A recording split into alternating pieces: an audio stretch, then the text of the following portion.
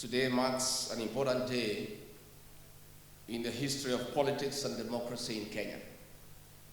We meet here in response to the state of our nation, politically, socially, and economically. Indeed, today is a Kenyan moment. Following the need for social change, economic transformation, and political reimagination of our nation, I bring forth my response to the call by millions of Kenyans from across our nation who have called on us to rise to the occasion for a voice of reason and a listening ear, a right they have been denied for far too long. Patriotic Kenyans here at home and abroad have spoken to us clearly towards reforms for a better Kenya. The current despotic regime has failed to listen to the voice of the Kenyan citizen. That is why our great nation is sinking under heavy and punitive taxation, poor public delivery, skyrocketing cost of living, raiding of the payslip, poor health care, bad policies, and poor governance, insecurity, pathological lies, among others. Listening to the people of Kenya, who are supreme, is a calling. Leaders must make this calling a deliberate choice and not a government favor. Active listening to the people is therapeutic, a solemn duty, and the right thing to do at any given time.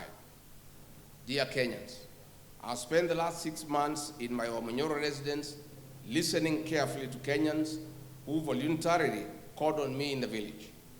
I've widely consulted Kenyans from all walks of life.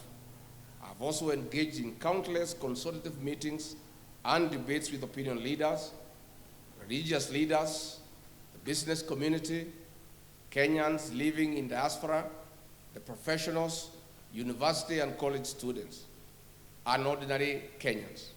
I've held countless virtual meetings. I've held countless media interviews on both national, local, and vernacular stations.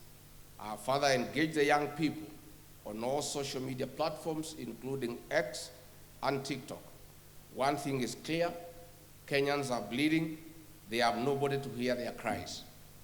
Kenyans have confidently told us that the socio-economic and political problems we face today as a people are as a result of leaders not listening to them. Kenyans have told us that they want to actively participate in the leadership and governance of their country. Kenyans have boldly told us that they have solutions to the problems we face today.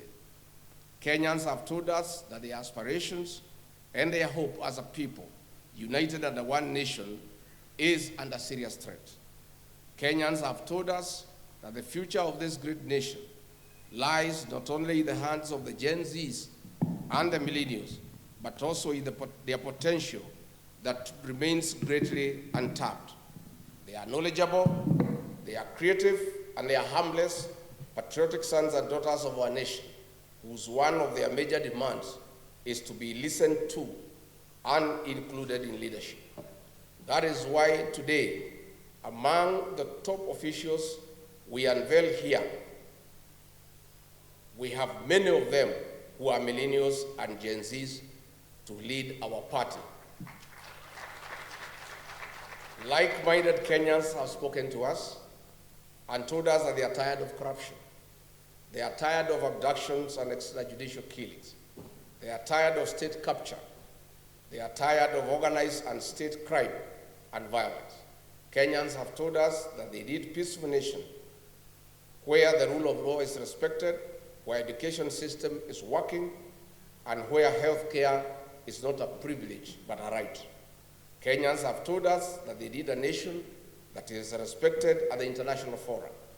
Kenyans have told us that they want to be listened to.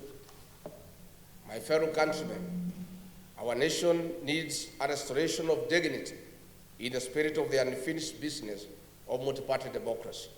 Our sense of duty to patriotism and nationhood towards a new Kenya, where every citizen is listened to, has come. My countrymen, It is time to provide a conducive environment for peace, justice, and speedy restoration of development, respect for the rule of law and human rights. It is time for liberation of our beloved country. It is time for our nation to take off socially, economically, and politically. History will be kind to us for taking a bold move to listening to each other.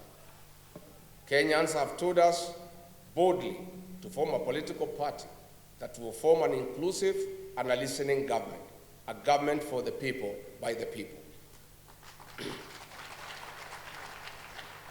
Consequently, we took the challenge to a cause that many Kenyans believe in.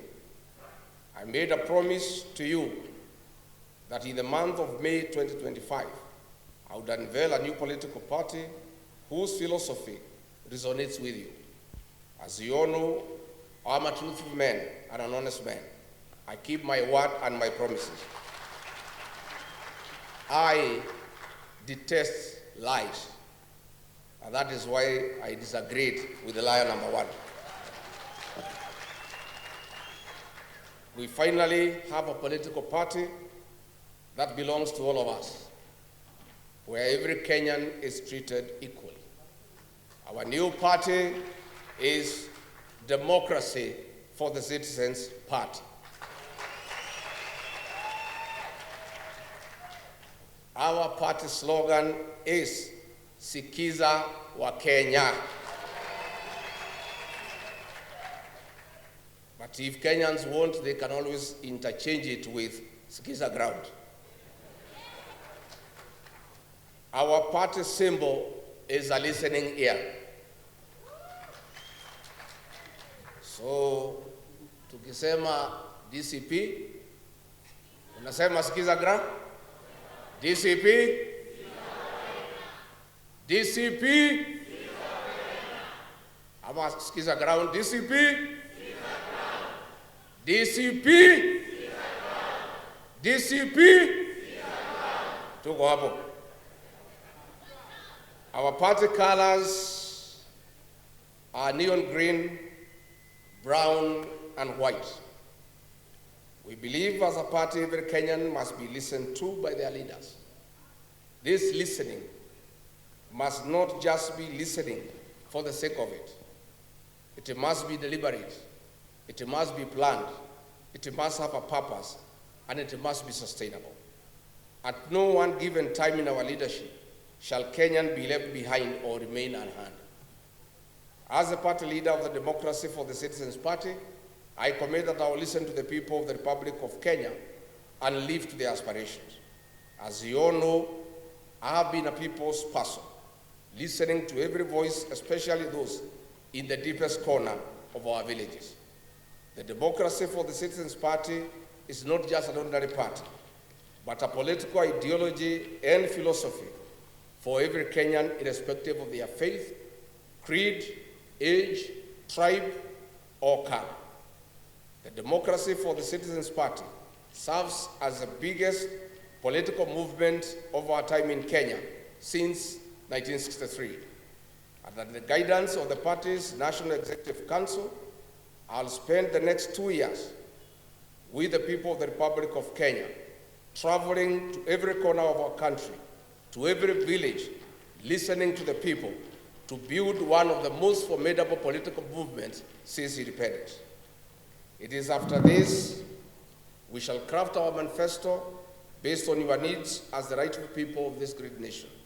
We, the DCP party, are committed to the respect of human rights and freedoms, integrity in leadership, rule of law, social justice and fairness, devolution of power and resources, equity, equality and inclusivity, unity in diversity,